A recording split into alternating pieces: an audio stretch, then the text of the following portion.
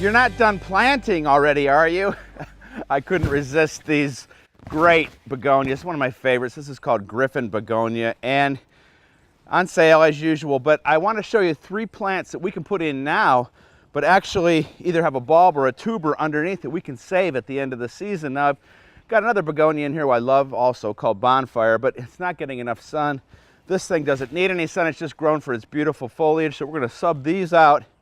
And then I'll show you the other plants that we can buy cheap that will also go for years and years.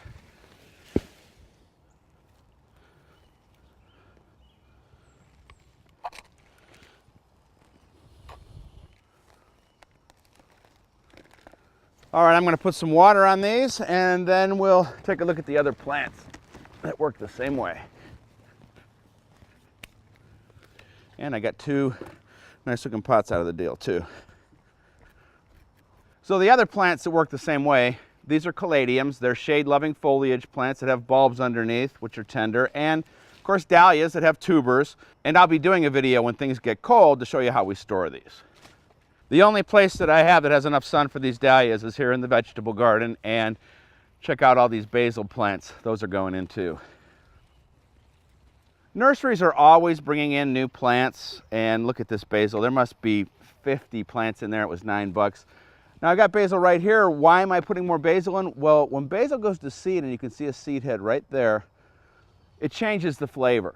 It doesn't mean it's bad, it's just different. And so I'm just going to take this apart, split up my plants, and they're going to go everywhere in the garden because basil, oh, that is the scent of summer.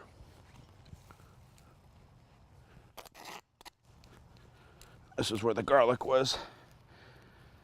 And I'm going to have basil all the way until the end of the season. Look at that. There's some good soil right there.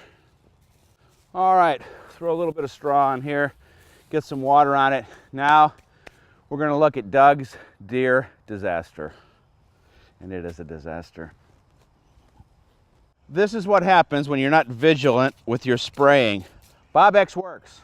Smells awful, that's why the deer don't like it. But you've got to use it. And so what I'm going to do, now I've got to keep the deer off these so they can come back. You know, hostas are tough, they will come back, but as soon as I'm done spraying them, and I'm going to have to do this religiously so that the plants do come back, I'm going to give them some fertilizer too. I got some down there too. Came out here in the morning and 3 bucks were feasting on my hostas, and that's not a good feeling. We're going to give them an instant boost with liquid organic fertilizer called Grow. And we're just going to mix it up. I love a concentrate like this. It'll last you a long time. We'll mix it up and we'll give them some love and they'll come back.